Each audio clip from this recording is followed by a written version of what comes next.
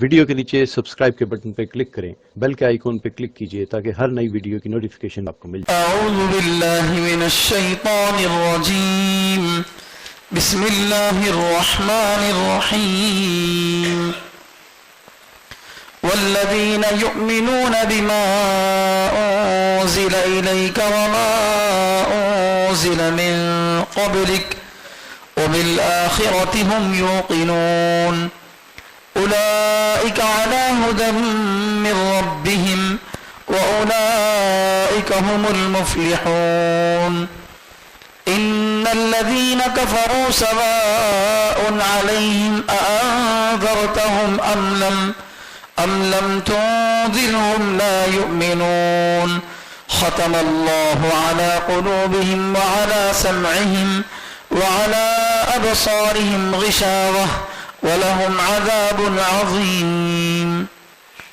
صدق اللہ العظیم۔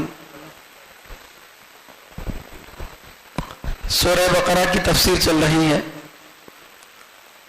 سورہ بقرہ کے شروع میں اللہ تعالیٰ یہ فرمائے ہیں کہ اس قرآن کریم میں کوئی شک نہیں ہے، یہ اللہ کی طرف سے اتاری گئی کتاب ہے، اس میں جو باتیں بتائی گئی ہیں، جو حکم دیے گئے ہیں، ان میں کوئی غلط نہیں ہے، کسی کو شک کرنے کی اجازت نہیں ہے۔ ہاں، اگر کسی آدمی کی عقل ہی خراب ہو تو پھر اس کو اچھی چیز بھی خراب لگتی ہے۔ جیسے آدمی کو پیلیا ہو جاتا ہے، عرقان ہو جاتا ہے، تو ہر چیز اس کو پیلی نظر آتی ہے، تو اس میں چیزوں کا نقصان نہیں ہے، چیزوں کی کمی نہیں ہے، دراصل اس آدمی کی آنکھوں کی کمی ہے۔ اس کے بعد اللہ تعالیٰ جو ہے فرما رہے ہیں کہ یہ قرآن کریم متقیوں کے لیے ہدایت ہے، اللہ سے ڈرنے والوں کے لیے ہدایت ہے، ہدایت دینے والی ہے۔ اللہ سے ڈرنے والے کون ہیں؟ اللہ سے ڈرنے والوں اس کی 5 خوبیاں اللہ تعالیٰ بیان کرے۔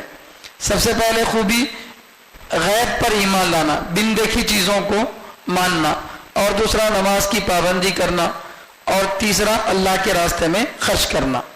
یہاں تک کی تفصیل اور تفسیر اس سے پہلے آ چکی ہیں۔ ابھی جو آیت آپ کے سامنے پڑھی گئی ہے سورہ بقرہ کی، یہ 4تھی آیت ہے، جس میں اللہ تعالیٰ فرماتے ہیں والذین یؤمنون، اور وہ لوگ جو ایمان لاتے ہیں، بما، اس کتاب پر، انزل الیک، جو آپ کی طرف اتاری گئی، وما، اور اس کتاب پر، انزل من قبلک، جو آپ سے پہلے نبیوں پر اتاری گئی، وبالآخرۃ ہم یوقنون، اور آخرت پر وہ یقین رکھتے ہیں۔ تو 4تھی بات جو متقی لوگوں کی بتائی گئی ہے، ان کی خوبی یہ ہے کہ وہ نبی علیہ الصلوۃ والسلام پر جو قرآن کریم اتارا گیا ہے اس پر بھی ایمان لاتے ہیں، اور اللہ کے نبی صلی اللہ علیہ وسلم سے پہلے جتنے نبیوں پر جو کتابیں اتاری گئیں، چاہے تورات ہو، زبور ہو، انجیل ہو، یا ابراہیم علیہ السلام کے صحیفے ہوں، جو بھی کتابیں ہوں، ان سب کتابوں پر ایمان لاتے ہیں۔ یہ 4تھی بات ہے۔ اور 5ویں بات ہے آخرت پر وہ یقین رکھتے ہیں، آخرت کو وہ مانتے ہیں۔ یہاں سب سے پہلے تو بات یہ ہے کہ متقی لوگوں کو بیان کرتے ہوئے اللہ تعالیٰ نے پہلے ایک انداز یہ اپنایا، متقی لوگ، اللہ سے ڈرنے والے کون ہیں؟ الذین یؤمنون بالغیب ویقیمون الصلاۃ ومما رزقناہم ینفقون۔ تو اس سے معلوم ہوا کہ یہ 3 کام کرنے والے ایک ہی لوگ ہیں۔ اس کے بعد والذین، پھر دوبارہ واو کے معنی اور، یہ واو جو آتا ہے عربی زبان میں 2 الگ الگ چیزوں کو بتانے کے لیے بھی آتا ہے، یا ایک ہی چیز کو، پرانے حکم کو آگے جاری رکھنے کے لیے بھی آتا ہے۔ تو یہاں دونوں اعتبار سے تفسیر کی گئی ہے، اور بتایا گیا کہ متقی 5 خوبیاں رکھنے والے لوگوں کو بولتے ہیں، جس میں 3 بتائی گئی ہیں اور آج 2 بتائی جائیں گی۔ حضرت عبداللہ ابن مسعود، حضرت عبداللہ ابن عباس رضی اللہ عنہما، بڑے بڑے صحابہ کرام، یہ کہتے ہیں کہ اوپر جو 3 خوبیاں بیان کی گئی وہ ایک الگ لوگوں کی ہیں، نیچے 2 خوبیاں جو بیان کی جا رہی ہیں وہ الگ لوگوں کی ہیں۔ کیا مطلب یہ ہے کہ ایمان لانے والے نبی علیہ الصلوۃ والسلام کے زمانے میں دو طرح کے تھے. کچھ لوگ وہ تھے جو پہلے کافر تھے، مشرک تھے، وہ اللہ کو نہیں مانتے تھے، نہ کسی پیغمبر کو مانتے تھے. ایک وہ تھے. دوسری قوم وہ تھی جو پہلے یا تو موسیٰ علیہ السلام کو مانتے تھے یہودی، یا عیسیٰ علیہ السلام کو مانتے تھے عیسائی، یا کسی اور پیغمبر کو مانتے تھے، حضرت داؤد علیہ السلام کو ماننے والے کوئی اور تھے. تو اب دو طرح کے ایمان لانے والے ہو گئے. ایک وہ جو پہلے کافر تھے بعد میں ایمان لائے، اور ایک وہ جو پہلے یہودی یا عیسائی تھے بعد میں جا کر کیا کرے وہ اسلام قبول کر لیے. تو دو الگ الگ لوگوں کا الگ الگ آیتوں میں تذکرہ کیا جا رہا. اوپر جو 3 خوبیاں بیان کی گئی وہ کن کی ہیں؟ مشرکین کی، جو ایمان قبول کر لیے. پہلے مشرک تھے، بعد میں کیا کر لیے؟ ایمان قبول کر لیے. تو ان کی 3 خوبیاں بیان کی گئیں. ان کی پہلے بڑی خوبی کیا ہے؟ وہ بن دیکھی چیزوں پر ایمان لاتے ہیں. اس کی بہت لمبی تفصیل گزشتہ جمعہ آ چکی ہے، اس لیے میں اس کو دوبارہ نہیں چھیڑ رہا ہوں. اور اسی طرح سے نمازوں کی پابندی کرتے تھے، اللہ کے راستے میں خرچ کرتے ہیں. اب یہاں جو بتایا جا رہا یہ کس کے بارے میں ہے؟ یہ یہودیوں اور عیسائیوں کے بارے میں جو ایمان قبول کر لیے. تو اب ان کے متقی ہونے کے لیے کیا ضروری ہے؟ والذین یؤمنون بما انزل الیک. اور وہ لوگ یعنی متقی وہ مشرک بھی ہے جو ایمان لایا، اور وہ یہودی اور عیسائی بھی ہے جو یؤمنون ایمان لاتے ہیں. والذین یؤمنون اور وہ لوگ جو ایمان لاتے ہیں بما اس کتاب پر انزل الیک جو آپ کی طرف اتاری گئی. یعنی قرآن کریم پر کیا کرتے ہیں؟ وہ ایمان لاتے ہیں. وما انزل من قبلک اور ان کتابوں پر بھی ایمان لاتے ہیں جو آپ سے پہلے اتاری گئیں. یہ چوتھی خوبی بیان کی جا رہی ہے. یہاں ایک بات آپ کو معلوم ہونی چاہیے کہ جو آدمی پہلے عیسائی یا یہودی تھا پھر بعد میں جا کر اسلام قبول کر لیا تو اس کو اللہ تعالیٰ ڈبل ثواب عطا فرماتے ہیں. مشرک تھا، ایمان قبول کر لیا، اسے ایسے ثواب ملتا ہے. لیکن اگر جو یہودی یا عیسائی تھا، پہلے سے کسی آسمانی کتاب کو مانتا تھا، کسی پیغمبر پر ایمان رکھتا تھا، اب نبی علیہ السلام کے آنے کے بعد کل تک جو تورات کی تلاوت کرتا تھا آج اسے قرآن ہاتھ میں لینا ہے. کل تک جو لا الہ الا اللہ موسیٰ رسول اللہ کہتا تھا آج اسے لا الہ الا اللہ محمد الرسول اللہ کہنا ہے. تو ظاہر بات ہے یہ آسان کام نہیں ہے، یہ بہت آسان کام نہیں ہے. کیوں کہ کل تک تو ہم ہدایت کی کتاب انجیل کو مانتے تھے، ہدایت کی کتاب تورات کو مانتے تھے، ہم نجات کے لیے موسیٰ علیہ السلام کو مانتے تھے، عیسیٰ علیہ السلام کو مانتے تھے. اب اچانک سے ایک نئے نبی آئے اور انہوں نے کہہ دیا نہیں وہ نہیں، اب میں نبی ہوں، مجھ پر ایمان لانا ضروری ہے، ان کتابوں پر نہیں، اب میری کتاب پر ایمان لانا پڑے گا، میری کتاب پر ایمان لانے سے ہی نجات ملے گی، یہ کہتے ہیں. تو ظاہر بات ہے دل گردے والی بات ہے. اپنے پرانے نبی کو چھوڑ کر، پرانی کتاب پر عمل چھوڑ کر نئی کتاب کو ماننا یہ ذرا مشکل کام ہے. پہلے سے کسی کتاب کو نہیں مانتے تھے، پہلے سے کسی نبی کو نہیں مانتے تھے، تو ان کے لیے کسی ایک کتاب سے اٹریکشن نہیں رہتا، کسی ایک کتاب سے جڑے ہوئے نہیں رہتے، تو آسانی سے جو ہے ایمان لا لینا ان کے لیے آسان ہے. لیکن یہ پہلے سے کسی سے جڑے ہوئے تھے، ان کو نکال کر اب نبی کو اپنے دل میں بٹھانا، قرآن کو اپنے دل میں بٹھانا یہ مشکل کام ہے. اس لیے اس پر ان کو ڈبل ثواب دیا جائے گا. تو اللہ فرماتے ہیں کہ وہ لوگ جو آپ پر جو کتاب اتاری گئی اس پر ایمان لاتے ہیں، اور آپ سے پہلے جو کتابیں اتاری گئیں ان پر بھی ایمان لاتے ہیں. یہاں 2 باتیں غور کرنے کی ہیں. پہلی بات تو یہ ہے کہ یہودی کب بنتا ہے؟ جب وہ موسیٰ علیہ السلام پر ایمان لائے اور ان کی جو کتاب ہے تورات اس پر ایمان لائے. بعد والے پیغمبر کو نہیں مان رہا، بعد والی کتاب کو نہیں بھی مان رہا، تو انہیں بھی یہودی ہے. عیسائی عیسیٰ علیہ السلام پر ایمان لا رہے اور انجیل پر ایمان لا رہے، بعد والے پیغمبر محمد صلی اللہ علیہ وسلم پر ایمان نہ لا رہے، پھر بھی وہ کیا ہے؟ وہ عیسائی ہے. لیکن مسلمان ایسا نہیں ہے. مسلمان کا مطلب صرف یہ نہیں ہے کہ وہ محمد صلی اللہ علیہ وسلم کو ہی پیغمبر مانے اور آپ کی کتاب کو ہی اللہ کی کتاب مانے. نہیں، اللہ کے نبی صلی اللہ علیہ وسلم پر ایمان لانا بھی ضروری ہے. اللہ کے نبی صلی اللہ علیہ وسلم سے پہلے جتنے انبیاء کرام آئے ان پر بھی ایمان لانا ضروری ہے. تو ایک مسلمان تبھی مسلمان بن سکتا ہے جب محمد صلی اللہ علیہ وسلم کو ماننے کے ساتھ عیسیٰ علیہ السلام پر بھی ایمان لائے، موسیٰ علیہ السلام پر بھی ایمان لائے، نوح علیہ السلام پر، جتنے پیغمبر آئے سب پیغمبروں پر کیا کرے؟ ایمان لائے. قرآن کو ماننے کے ساتھ قرآن سے پہلے جتنی کتابیں اتاری گئی ہیں ان تمام کتابوں پر بھی ایمان لانا ضروری ہے. ایمان لانے کا مطلب کیا ہے؟ دیکھیے، ایمان لانے کا مطلب یہ ہے کہ دل سے ماننا کہ نبی علیہ السلام سے پہلے قرآن نے جن جن نبیوں کا نام لیا یا جن نبیوں کا نام نہیں لیا، قرآن میں اللہ کہہ رہے ہیں وَرُسُلًا قَدْ قَصَصْنَاهُمْ عَلَيْكَ مِنْ قَبْلُ وَرُسُلًا لَمْ نَقْصُصْهُمْ عَلَيْكَ. بہت سارے پیغمبروں کا نام تو ہم نے قرآن میں لے لیا لیکن بڑی تعداد میں پیغمبروں کا نام ہم نے نہیں لیا. تو ہم کو ایمان یہ لانا ہے کہ اللہ نے جن پیغمبروں کا نام قرآن میں لیا ان کو بھی ہم مانتے ہیں کہ وہ سچے پیغمبر تھے، اور جن کا نام قرآن میں نہیں لیا گیا لیکن وہ اللہ کی طرف سے بھیجے گئے تھے ان سب کو بھی ہم سچا پیغمبر مانتے ہیں. اور یہ مانتے ہیں کہ ان سب پیغمبروں نے اپنے اپنے زمانے میں اللہ کا حکم اپنی امت تک پہنچایا ہے، یہ مانتے ہیں. ان کتابوں پر ایمان لانے کا مطلب کیا؟ تورات پر یا انجیل پر ایمان لانے کا مطلب کیا اس میں جو احکام ہے اس پر بھی عمل کرنا ہے؟ نہیں، بلکہ یہ ماننا ہے کہ یہ بھی اللہ کی کتاب ہے. قرآن کے اترنے سے پہلے اس پر عمل واجب تھا لیکن قرآن کے اترنے کے بعد اب اس پر عمل نہیں ہوتا. ماننا تو اس کو بھی ہے لیکن عمل صرف قرآن پر کرنا ہے. جیسے سلسلے ہیں، 4 سلسلے ہیں، نقشبندیہ، سہروردیہ، قادریہ، چشتیہ، 4 سلسلے ہیں. 4 سلسلوں میں سے کسی بھی ایک سلسلے سے آدمی بیعت کر لیتا، کسی ایک بزرگ سے بیعت کر لیتا. بیعت ایک بزرگ سے کرے، ان سے تعلق رکھیں، اپنے دل کی بیماریوں کو ان کے سامنے جا کر بتا رہے.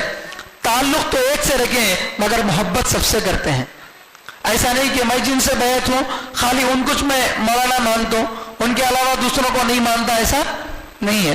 مشورہ اور اصلاحی تعلق ایک سے ہو لیکن سب سے جو ہے استفادہ کیا جائے. ایسے ہی ہم کو شریعت پر عمل کرنا ہے محمد صلی اللہ علیہ وسلم کی، اور آخری نبی ماننا ہے محمد صلی اللہ علیہ وسلم کو، لیکن ان سے پہلے کے تمام انبیاء کرام کو بھی ماننا ہے کہ وہ اپنے اپنے زمانے میں نبی جو اللہ تعالیٰ نے ان کو بھیجا تھا وہ قوم تک اپنا پیغام پہنچائے، اور ان کتابوں میں جو بھی اللہ نے حکم نازل کیا تھا وہ سب سچا ہے. ہاں، یہ الگ بات ہے کہ اس وقت تورات جو ہے، انجیل جو ہے وہ بدل چکی ہے کیونکہ اس کی حفاظت اللہ تعالیٰ نے نہیں لی. قرآن کریم کی حفاظت کی ذمہ داری اللہ نے لی. اِنَّا نَحْنُ نَزَّلْنَا الذِّكْرَ وَإِنَّا لَهُ لَحَافِظُونَ. ہم ہی قرآن کی حفاظت کرنے والے ہیں. اب جس کی حفاظت اللہ کرے اسے کوئی ختم کر سکتا ہے؟ نہیں کر سکتا. 1450 سال ہو چکے قرآن کریم کو اتر کے. پوری دنیا کے کسی بھی کونے میں چلے جاؤ، کسی بھی بچے سے آپ پوچھو سورہ فاتحہ کیا ہے بول کے، قل هو اللہ سناتا؟ کیا سناتا؟ الحمدللہ رب العالمین، وہی سناتا. تو 1450 سال گزر جانے کے بعد قرآن کریم کی ایک ایک آیت، اس کا ایک ایک حرف، ایک ایک نقطہ، ایک ایک زبر زیر محفوظ ہے. کیا یہ انسانوں کے بس میں ہو سکتا؟ انسانوں کے بس میں ہے ایسی بات نہیں ہے. میں ایک بات بولا تو آپ ایک سمجھتے، جا کے دوسروں کے سامنے ایک اور نقل کرتے.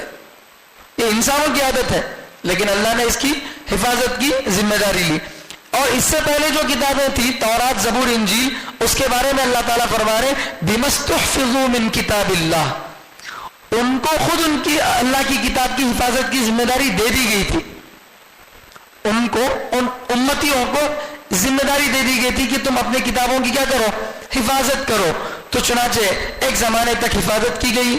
ایک کتاب ہے حضرت مفتی تقی عثمانی صاحب دامت برکاتہ ان کی عیسائیت کیا ہے بول کے، اس کتاب کے اندر حضرت مفتی تقی عثمانی صاحب لکھتے ہیں کہ عیسیٰ علیہ السلام کے دنیا سے اٹھا لیے جانے کے بعد، انتقال نہیں ہوا ان کا، زندہ ہے ابھی بھی آسمانوں پر، زندہ آسمانوں پر اللہ تعالیٰ نے ان کو اٹھا لیا. تو ان کے اٹھا لیے جانے کے بعد 20-25 سال تک تقریباً عیسائیت اپنی اصلی شکل پہ باقی رہی. صرف 20-25 سال تک عیسائیت اپنی اصلی شکل پر باقی رہی، اس کے بعد اس میں تبدیلیاں آنا شروع ہو گئے۔ جو یہودی تھے ان کو تکلیف پہنچی کہ یہ اب نئے نئے پیغمبر آئے اور ہمارے سب کے سب لوگوں کو اپنے مذہب میں داخل کر لیے، اس وجہ سے ان کو بگاڑنا ہے، کیا کریں؟ ظاہری طور پر اپنے آپ کو عیسائی بول کے عیسائی دھرم میں داخل ہو گئے، جا کے عیسائیت کے نام پر بہت ساری باتیں اپنی طرف سے من گھڑت شروع کر دیے۔ تو دھیرے دھیرے امت انہی من گھڑت باتوں کو کیا سمجھنے لگی؟ انجیل سمجھنے لگی، اور حقیقی انجیل کو کیا کر دیا انہوں نے؟ بھلا دیا۔ تو بہرحال ہم کو ایمان کیا لانا ہے کہ اللہ نے آسمان سے وہ کتاب جیسے اتاری تھی، اس میں جو باتیں اللہ تعالیٰ نے بتائی تھی وہ سب سچی ہیں، اس پر ایمان لانا بھی ہمارے اوپر کیا ہے؟ ضروری ہے، ورنہ اس کے بغیر آدمی مومن نہیں ہوتا۔ تو یہ اسلام کی تعلیم ہے کہ صرف نبی کو ماننے کو نہیں کہا جا رہا، صرف قرآن کو ماننے کو نہیں کہا جا رہا، بلکہ ان سے پہلے جو بزرگان دین آئے ہیں، جو انبیاء کرام آئے ہیں، ان سب کا بھی احترام کرنا ہے، ان سب کی بھی نبوت کا اقرار کرنا ہے۔ ورنہ اگر کسی ایک پچھلے نبی کو آدمی نہیں مانتا اور رسول اللہ صلی اللہ علیہ وسلم کو مانتا ہے، یا پچھلی کتابوں میں سے کسی ایک کتاب کو نہیں مانتا اور رسول اللہ صلی اللہ علیہ وسلم پر نازل کی گئی کتاب قرآن کو مانتا ہے، تو وہ مومن نہیں ہے، وہ مومن نہیں ہے۔ وہ یہودی بن جائے گا بغیر قرآن کو مانے کے، وہ عیسائی بن جائے گا بغیر قرآن کو مانے کے، لیکن ہم مسلمان نہیں بن سکتے انجیل کو مانے بغیر، تورات کو مانے بغیر، یعنی جس اصلی شکل میں اتاری گئی تھی اس اصلی شکل میں۔ ایک بات تو اس میں یہ بتانی ہے، یہ حقیقت عام لوگوں کو نہیں معلوم ہوتی۔ عام طور سے مسلمان کا مطلب کیا سمجھتے ہیں؟ نبی کو ماننا، قرآن کو ماننا، اس سے پہلے والی کتابوں کو نہیں ماننا، ایسا سمجھتے نہیں، بلکہ ان پر بھی ایمان لانا ہے۔ آمنت باللہ وملائکتہ وکتبہ ورسلہ والیوم الآخر، ایمان مفصل، ایمان مجمل کے اندر ساری باتیں بتائی گئی ہیں۔ دوسری بات، قرآن کریم میں اللہ تعالیٰ جو ہے کئی جگہ قرآن کے اتارنے کا یا کسی اور کتاب کے اتارنے کا ذکر کرے ہیں، اور نبی علیہ السلام کو بھیجنے کا یا دیگر نبیوں کو بھیجنے کا ذکر کرے ہیں۔ کم سے کم 50 سے زیادہ مقامات پر یہ اللہ تعالیٰ نے قرآن کریم میں بتایا کہ تمہارے اوپر کتاب اتاری گئی یا فلاں نبی کو ہم نے بھیجا۔ تو جہاں نبیوں کو بھیجنے کا ذکر ہے، کتابوں کے اتارنے کا ذکر ہے، وہاں دو باتیں بتائی گئی، جو کتاب آپ پر اتاری گئی اور جو کتاب آپ سے پہلے اتاری گئی، جو آپ نبی ہیں اور آپ سے پہلے جو نبی ہیں، اس طرح بتایا گیا۔ کہیں بھی پورے قرآن کریم میں ایک جگہ بھی اشارتاً بھی یہ نہیں کہا گیا کہ وہ کتاب جو آپ کے بعد اتاری جائے گی، یا کہیں بھی یہ نہیں کہا گیا کہ وہ نبی جو آپ کے بعد آئے گا، کسی ایک جگہ بھی اشارے میں بھی نہیں کہا گیا۔ جبکہ یہ جو ذکر آیا قرآن میں کتنی جگہ ہے؟ تقریباً 50 سے 60 جگہ پر ہے۔ 50-60 جگہ میں ایک جگہ پہ بھی بعد میں آنے والی کتاب کا ذکر نہیں ہے، بعد میں آنے والے پیغمبر کا ذکر نہیں ہے۔ کیوں نہیں ہے؟ اس لیے کہ اللہ یہ بتانا چاہتے ہیں کہ نبوت آپ پر ختم ہے اور قرآن ہی آخری کتاب ہے، اس کے بعد کوئی ہدایت والی کتاب نہیں ہے، اس کے بعد کوئی نبی نہیں ہے۔ اگر کوئی نبی علیہ السلام کے بعد اپنے آپ کو نبی کہتا ہے تو وہ جھوٹا ہے، کذاب ہے۔ اور یہ تو اللہ تعالیٰ جو ہے اس طریقے سے بتائے کہ وہ کتاب جو آپ پر اتاری گئی اور وہ کتاب جو آپ سے پہلے اتاری گئی، لیکن صاف لفظوں میں بھی اللہ تعالیٰ نے قرآن کریم میں کہہ دیا ما کان محمد ابا احد من رجالکم ولکن رسول اللہ وخاتم النبیین، کہ محمد صلی اللہ علیہ وسلم کیا ہے؟ فائنل میسنجر ہے، آخری نبی ہے، اب آپ کے بعد کوئی پیغمبر آنے والے نہیں ہے۔ کھلا صاف لفظوں میں اللہ تعالیٰ نے اس بات کو بتا دیا۔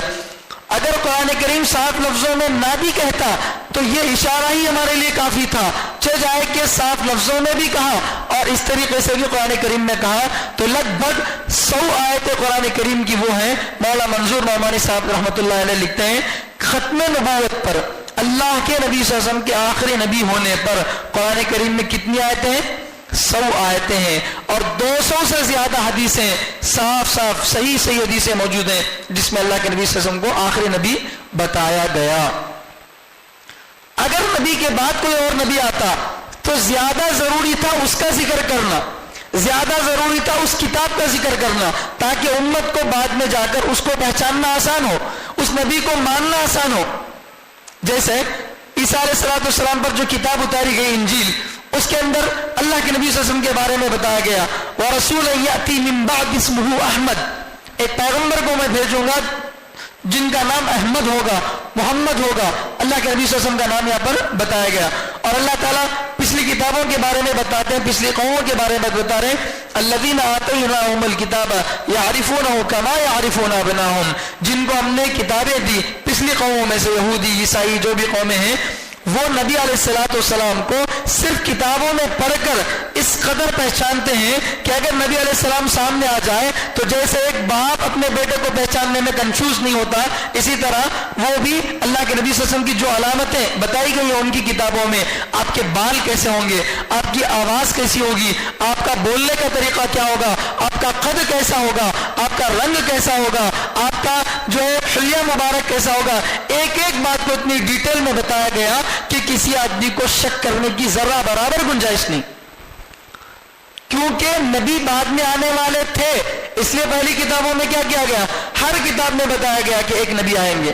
بلکہ اللہ تعالیٰ تیسرے بارے میں یہ فرما رہے ہیں وَإِذْ أَخَذَ اللَّهُ مِيثَاقَ النَّبِيِّينَ لَمَا آتَيْتُكُم مِّن كِتَابٍ وَحِكْمَةٍ ثُمَّ جَاءَكُمْ رَسُولٌ مُصَدِّقٌ لِّمَا مَعَكُمْ لَتُؤْمِنُنَّ بِهِ وَلَتَنصُرُنَّهُ.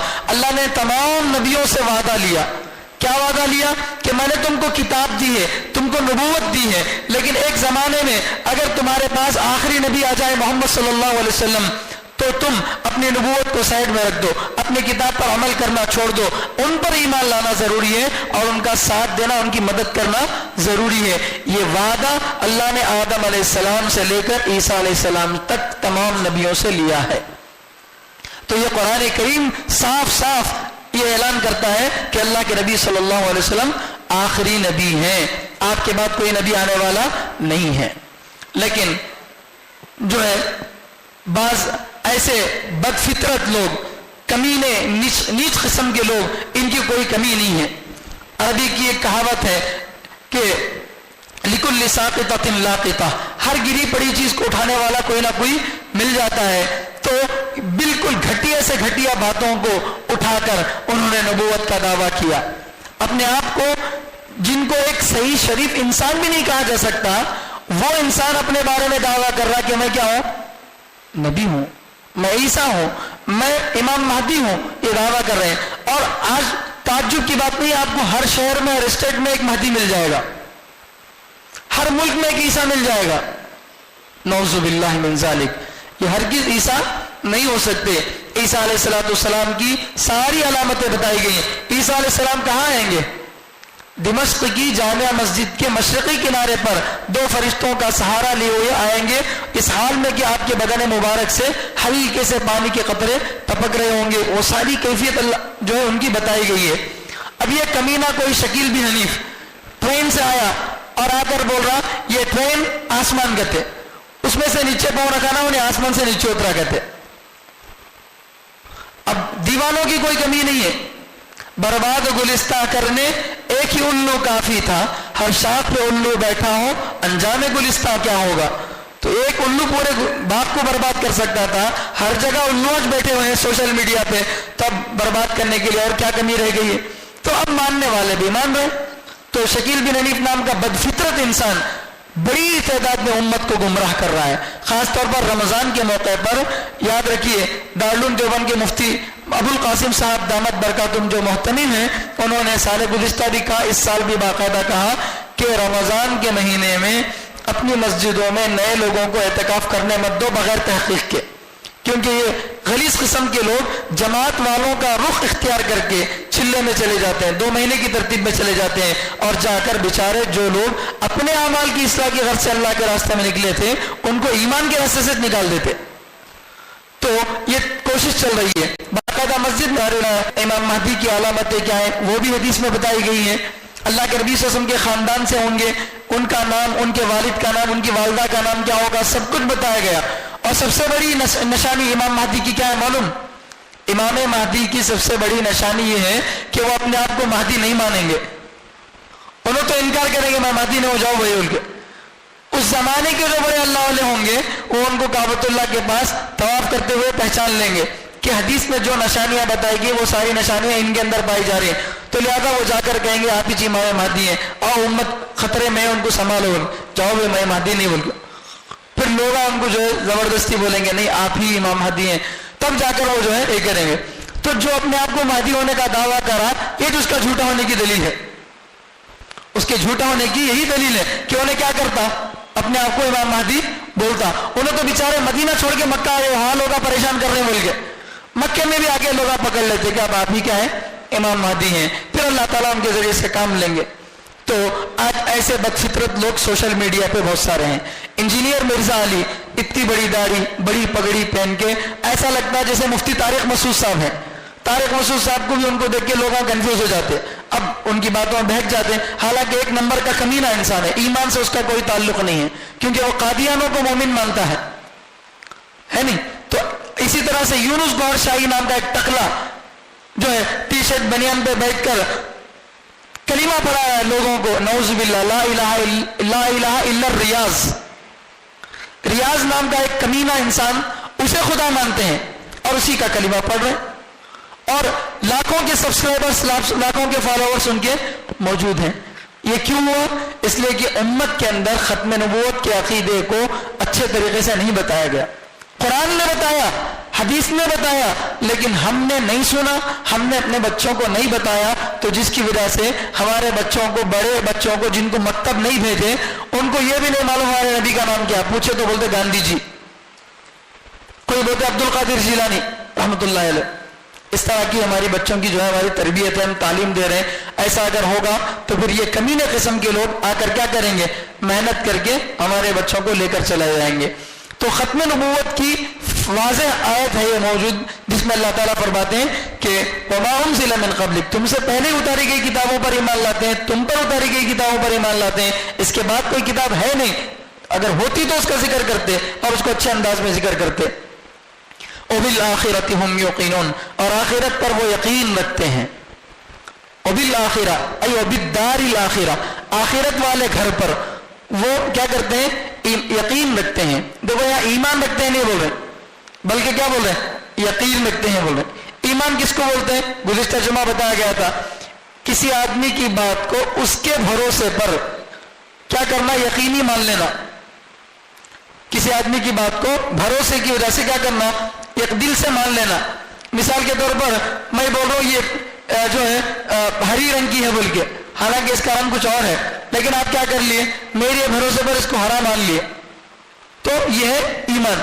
अगर मैं बोल रहा हूं ये जो है कौन सा रंग है, ये जर्द है, तो ये वाला रंग है, तो आप देख रहे अपनी आंखों से और हम मान ले रहे हैं, तो ये ईमान नहीं है।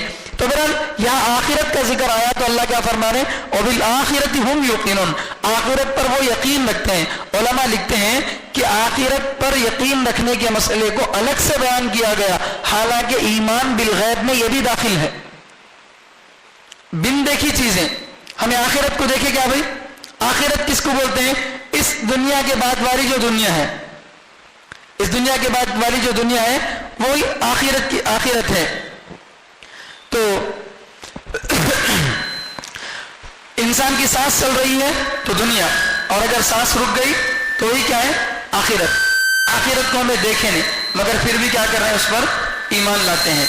इस अकीदे को अलग से बयान करने की वजह क्या है, हालांकि ये ईमान बिल गैब में आ गया था, वजह उसकी ये है कि यही वो अकीदा है जो सबसे ज्यादा अहमियत के हामिल है। पूरे कुरान का अगर खुलासा बयान करना चाहें, पूरे कुरान में क्या बातें बताई गई हैं, तो आप 3 बातें समझ सकते हैं। पूरे कुरान में कितनी बातें बताई गई, 3 बातें। तौहीद, अल्लाह को एक मानना, रिसालत, पैगंबर सल्लल्लाहु अलैहि वसल्लम को सच्चा पैगंबर मानना, तीसरा आखिरत। तौहीद, रिसालत, आखिरत, यही 3 बेसिक चीजें हैं कुरान करीम की। तो ये चूंकि बुनियादी चीज है, इसलिए इसको क्या किया गया, अलग से बयान किया गया। वबिल आखिरति हुम युक़िनून, आखिरत के दिन पर, आने वाली जो जिंदगी है उस जिंदगी पर भी वो क्या करते हैं, यकीन रखते हैं। यकीन रखते हैं ये बताया गया, क्योंकि आखिरत की जो जिंदगी है, आखिरत का जो आखिरत पर जो ईमान लाना है, यही ईमान इंसान को आमाल पर खड़ा करता है। आदमी अल्लाह को मान लिया, किताबों पर ईमान ला लिया, लेकिन अगर उसके दिल में यह डर ना हो कि मुझे एक दिन मरना है, मरने के बाद अल्लाह के सामने जाना है, اور اچھے اور برے اعمال کا بدلہ ملنا ہے، تو پھر وہ آدمی کیوں اچھے اعمال کرے گا؟ کیوں اچھے اعمال کرے گا؟ محبت ہوگی تو کرے گا، ورنہ نہیں کرے گا۔ اگر مثال کے طور پر کلاس کے اندر استاد صاحب جو ہے پیریڈ ختم ہونے سے 5 منٹ پہلے اٹھ کے چلے گئے، سب جگہ پڑھ لیتے بیٹھنا بول کے، اگر واپس انہیں آتی بول کے معلوم ہے تو بچے بھی کیا کرتے ہیں؟ پڑھ لیتے بیٹھتے۔ مول صاحب گاڑی لے کے باہر نکل گئے تو بچے بیٹھتے نہیں بیٹھتے، عام طور سے کوئی بھی نہیں بیٹھتا، کون کی ایک بیچارہ رہا تو۔ ویسے آخرت میں دنیا کے جو کچھ بھی اعمال ہیں ان کا حساب دینا ہے، تو اس لیے اس حساب کے ڈر سے انسان کیا کرتا؟ اعمال پر کھڑا ہو جاتا۔ تو اعمال کی اسپرٹ وہ کیا ہے؟ آخرت ہے۔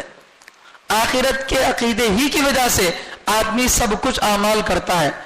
صحابہ کرام جو پہلے جاہلین عرب تھے، جن کے لیے بہت ہی معمولی تھا کسی کا خون بہانا، کسی پر ظلم کرنا، بے حد ان کی بڑی عجیب داستان ہے، لیکن جب آخرت پر ان کا یقین ہو گیا تو اب لوگوں نے دیکھا یہ کون سی عجیب قوم ہے، ایک طرف ہم بھائی بھائی کے خون کے پیاسے ہیں اور یہ دوسرے دشمنوں کو بھی گلے لگا رہے ہیں، خود بھوکے رہ کے دوسروں کو کھلا رہے ہیں، یہ کون سے عجیب لوگ ہیں؟ تو لہذا ان کو دیکھ کر کیا کر لیے لوگ؟